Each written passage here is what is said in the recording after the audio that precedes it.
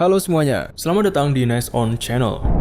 Seperti yang kita tahu, bom nuklir menghasilkan radiasi yang dapat menyebabkan kerusakan jangka panjang pada lingkungan dan kesehatan manusia. Selain itu, penggunaan senjata nuklir dapat menyebabkan pelanggaran serius terhadap hukum internasional dan memicu reaksi politik yang signifikan. Untuk itulah, Amerika mengembangkan bom yang mirip nuklir tanpa radiasi lama, mudah dikontrol dan fleksibel, serta memberikan pesan politik yang terkendali. Pada April 2017, sebuah pesawat yang tampak biasa-biasa saja terbang di atas pegunungan Afghanistan. Pesawat ini menjadi lebih luar biasa ketika sebuah parasut keluar dari ramp yang terbuka dan menarik kargo yang tidak biasa. Kargo ini meluncur ke tanah dan segera tertancap di batu di kaki gunung. Sesaat kemudian, kaki gunung itu meledak. Bola api besar membakar segala sesuatu di sekitarnya, dan gelombang kejut menghancurkan bangunan yang terletak ratusan meter dari pusat ledakan. Orang-orang yang terkejut oleh suara ledakan menyaksikan penggunaan senjata udara non-nuklir paling kuat. Disinilah Mother of All Bombs menunjukkan kekuatannya. Ketika berbicara tentang sejarah bom udara besar, salah satu yang langsung terlintas di pikiran adalah Grand Slam, bom udara Inggris yang digunakan selama Perang Dunia Kedua melawan benteng dan fasilitas bawah tanah Jerman. Bom ini sangat besar, panjangnya 8 meter dan beratnya 10 ton. Setelah dijatuhkan dari ketinggian maksimum, bom ini melaju ke kecepatan supersonik, menembus tanah dan meledak dengan kekuatan 6,5 ton TNT. Menyebabkan gelombang kejut seismik yang mampu menghancurkan objek bawah tanah besar. Itulah sebabnya disebut bom gempa bumi. Amerika tentu saja tidak bisa mengabaikan keindahan semacam itu. Pada tahun 1944, mereka menciptakan analog mereka sendiri, yakni bom T-12 Cloudmaker. Monster ini beratnya 19 ton.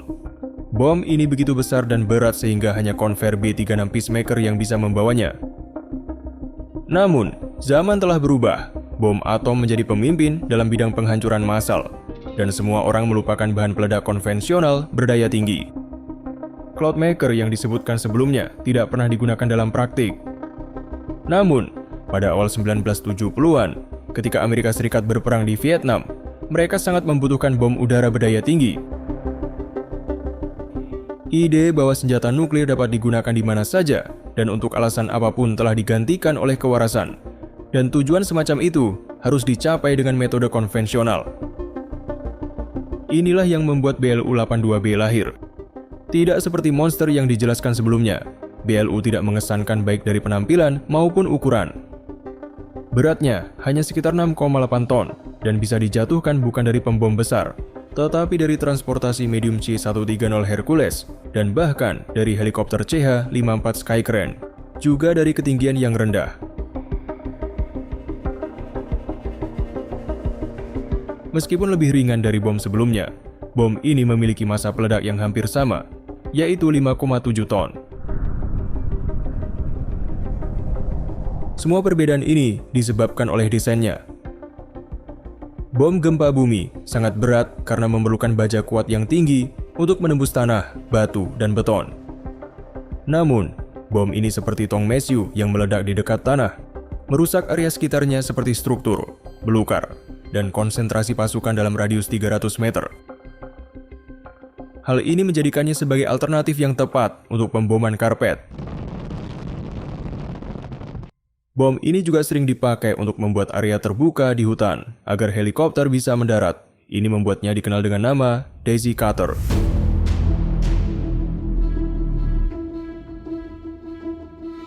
Meskipun punya keunikan, bom ini diproduksi dan dipakai mulai dari 1970-an hingga awal 2000-an. Setiap ledakannya selalu menimbulkan kesan besar. Seperti di Irak, di mana tanpa perlu membersihkan hutan, bom ini berhasil menimbulkan kepanikan, bahkan di antara sekutu. Ketika digunakan selama operasi Badai Gurun, tentara SAS Inggris bahkan melaporkan kepada komando bahwa mereka mengira bom ini adalah senjata nuklir karena daya hancurnya. Setelah yakin dengan efektivitas BLU-82B, US Air Force ingin menggantinya dengan yang lebih baik. Solusinya jelas, membuat bom non-nuklir terkuat di dunia menjadi lebih kuat lagi. Inilah yang dilakukan melalui proyek Massive Ordnance Air Blast atau MOAB, dimulai oleh Angkatan Udara Amerika pada tahun 2002. Selain meningkatkan daya ledak, MOAB dirancang untuk meningkatkan kualitas aerodinamis, memiliki sistem panduan dan kontrol, sehingga menjadi bom terpandu penuh. Karena Amerika saat itu sedang bersiap untuk operasi militer di Irak, pesanan tersebut mendesak, dan pekerjaan dilakukan dengan sangat cepat. Bom tersebut menerima indeks resmi GBU-43B. MOAB, meskipun sudah memiliki status kultus, pada dasarnya tetap menjadi bom udara klasik berdaya ledak tinggi, hanya ukurannya sangat besar dengan kelebihan tertentu. Panjangnya 9,2 meter, beratnya 9,8 ton, dan lebih kecil dalam diameter daripada BLU-82B, tetapi lebih panjang untuk meningkatkan aerodinamis lebih lanjut, yang ditingkatkan oleh sepasang penstabil berbentuk sayap yang dipotong. Kontrolnya menggunakan 4 sirip kisi lipat yang efektif dan sering digunakan, terutama pada berbagai jenis roket seperti rudal udara ke udara dan roket ruang angkasa, seperti stage pertama roket Falcon 9. Kontrol elektroniknya canggih, tetapi cukup klasik untuk amunisi berpemandu presisi modern, menggabungkan navigasi inersial dan satelit. MOAB sebagai penerus Daisy Cutter juga mewarisi sebagian besar isian mematikannya. Sasisnya terbuat dari aluminium yang ringan, dengan elektronik yang memakan sedikit ruang dan tidak terlalu berat. Dari total massa 9,8 ton, 8,5 ton adalah bahan peledak. Ini bukan TNT, melainkan komposisi H6, bahan peledak yang lebih kuat daripada yang konvensional sekitar 30 hingga 35%. Dengan begitu, saat MOAB diledakkan, ledakannya setara dengan sekitar 11 ton TNT. Setelah melakukan 2 serangan di lokasi uji, MOAB diakui sebagai bom non-nuklir terkuat dalam kelasnya. Di kalangan publik, MOAB mulai dikenal sebagai Mother of All Bombs.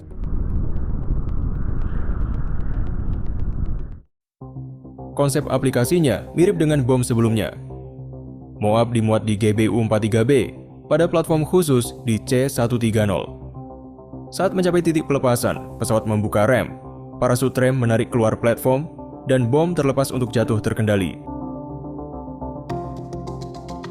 Bom diledakkan dekat tanah, atau setelah menembus tanah hingga kedalaman dangkal. Menurut berbagai perkiraan dan uji coba, ledakan MOAB dapat menyebabkan kerusakan serius dalam radius lebih dari 1 km.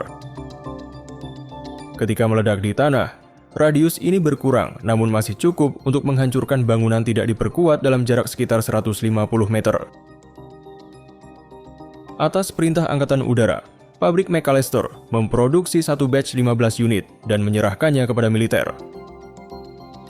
Menurut berbagai perkiraan, setiap bom harganya sekitar $170.000 atau sekarang setara dengan $1,4 juta. Ini tidak termasuk biaya program. Mahal untuk bom udara, tetapi dalam jumlah kecil masih dapat diterima. US Air Force dengan cepat menerima MOAB setelah uji coba yang spektakuler. Mari kita lihat bagaimana mereka menggunakannya. Kenyataan di lapangan berbeda dari yang mereka kira. Ternyata para militan dari berbagai kelompok bermusuhan berbasis di kota-kota dan desa-desa. Yang berarti penggunaan MOAB akan menyebabkan kehancuran dan kematian massal warga sipil atau mereka bersembunyi dalam kelompok kecil di gua-gua gunung. Sehingga MOAB terlalu berlebihan untuk digunakan. Dan seringkali, bom presisi tinggi konvensional seperti JDAM sudah cukup. Akibatnya, penggunaan bom ini baru benar-benar terjadi pada tahun 2017 ketika dijatuhkan di kompleks gua di Afghanistan Timur.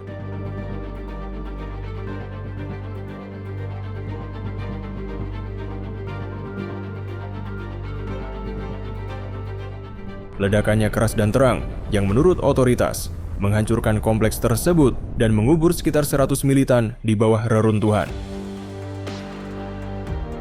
Meskipun tidak jelas seberapa efektifnya, hal ini lebih bersifat politis daripada taktis, dengan beberapa di Gedung Putih merasa terganggu karena bom yang begitu kuat tidak pernah digunakan sebelumnya. Serangan itu tetap menjadi satu-satunya penggunaan tempur Moab sampai saat ini.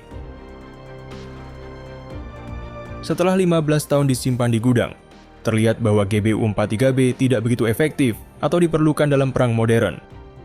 Tidak ada kebutuhan untuk membersihkan hutan di Afghanistan dan Irak, karena tidak ada kelompok militer besar dan terkonsentrasi di sana.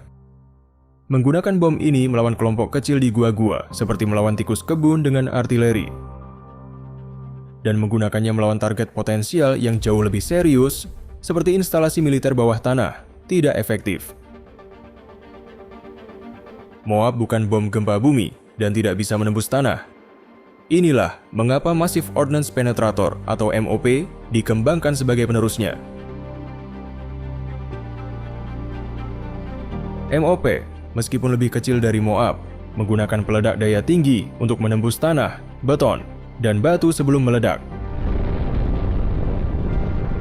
Meskipun memiliki bahan peledak lebih sedikit daripada Moab, sekitar 2,5 ton, MOP efektif dalam situasi di mana GBU-43 tidak berguna sama sekali.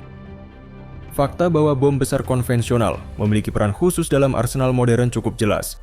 Ia dapat digunakan untuk ledakan kuat di permukaan atau terarah di bawah tanah. Atau bahkan lebih baik, kedua-duanya digabung dalam satu senjata universal. Namun, meskipun memiliki kekuatan yang mengesankan, Moab tidak efektif secara praktis dalam konteks perang modern, yang lebih cenderung pada serangan yang lebih presisi dan terfokus. Inilah akhir dari episode kali ini. Bagaimana menurutmu? Tulis pendapatmu di kolom komentar, dan nantikan episode selanjutnya hanya di Nest On.